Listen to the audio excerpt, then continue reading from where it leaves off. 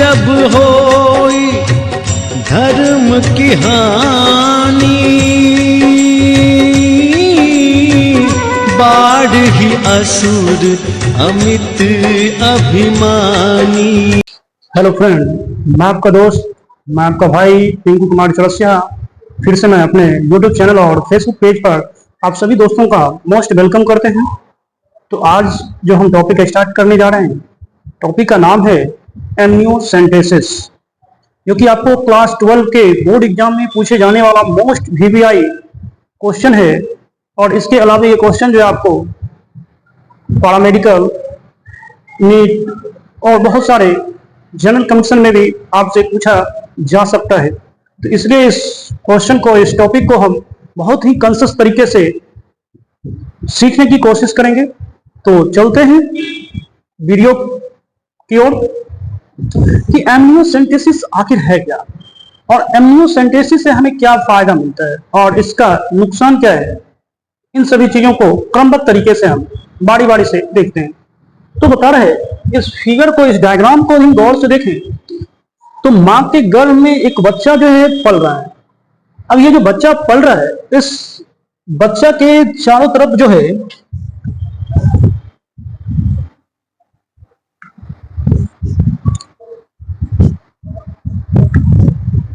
इस बच्चा के चारों तरफ एक प्रकार का फ्लूइड पाया जाता है, एक प्रकार का तरल पदार्थ पाया जाता है।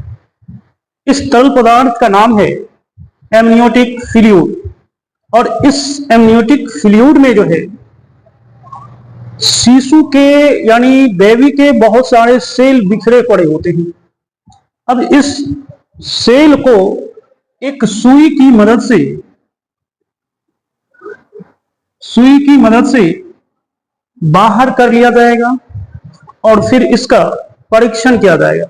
इस सेल में उपस्थित जो डीएनए है, क्रोमोसोम है, उस क्रोमोसोम का चेक करके पता लगाया जाएगा कि आखिर बेबी का डेवलपमेंट कैसा चल रहा है, कहीं बेबी को कोई ना कोई बीमारी तो नहीं है।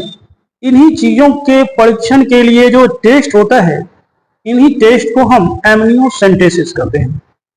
चलते एमनियोसेंटेसिस वह तकनीक है जिसके द्वारा स्त्री के गर्भ में पल रहे, विकसित हो रहे भ्रूण के लिंग अथवा आनुवांशिक रोग यानी स्थिति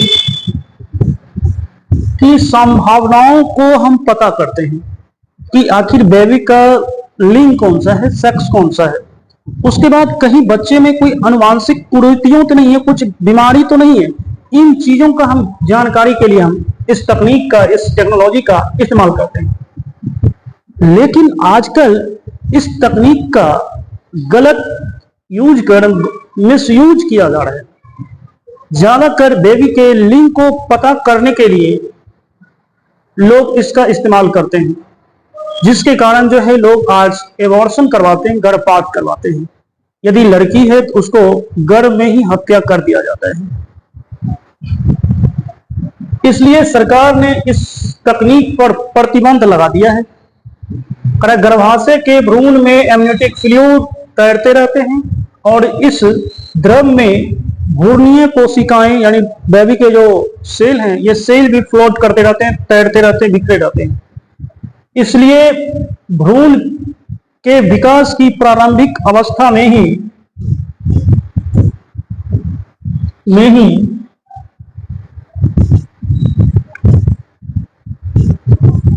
गर्भाशय में एक विशेष प्रकार की सुई का इस्तेमाल करके एमनियोटिक फ्लूइड में तैर रहे बेबी के सेल को बाहर कर लिया जाता है और बेबी को बिना किसी नुकसान पहुंचाए हुए, ऐसा नहीं कि बेबी के शरीर में सुई चुभ जाए, तो बेबी का भी ख्याल रखना पड़ता है। उस टाइम में को एमनियोटिक फ्लूइड को निकाल लिया जाता है और इसमें कोशिकाएं बाहर आ जाती हैं और फिर इस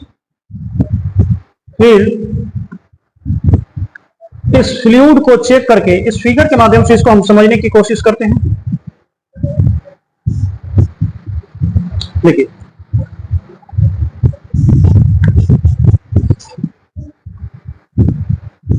इस सुई की मदद से एमनियोटिक फ्लूइड को बाहर निकाला जा रहा है इस सुई की मदद से। अब सुई की मदद से जो एमनियोटिक फ्लूइड निकला, उस फ्लूइड में फीटल सेल होता है, यानी भ्रूण के कुछ कोशिकाएं होती है। अब हम जानते हैं कि कोशिकाएं जो होती है, कोशिका के केंद्र में डीएनए पाया जाता है, गुणसूत्र पाया जाता है।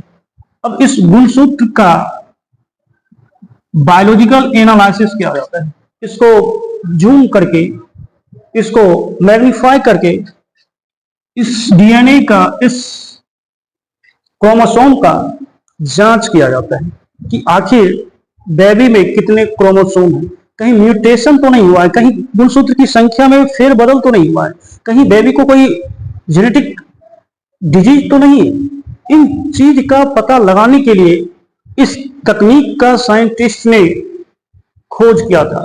लेकिन प्रेजेंट टाइम में आजकल गांव समाज में बेबी के सेक्स को जानने के लिए आदमी इच्छुक होते हैं, हतोत्साहित होते हैं कि गर्भ में पल रहे बेबी क्या होगा, लड़का होगा या लड़की होगा। यदि गलती से डॉक्टर लड़की बता देता है तो वहीं डॉक्टर से सुझाव लेता है कि क्या कोई उपाय है एबॉर्शन करवाने का, गर्भपात करवाने का, तो डॉक्टर भी सही एडवाइस देते हैं तो गर्भपात करवा लेते हैं।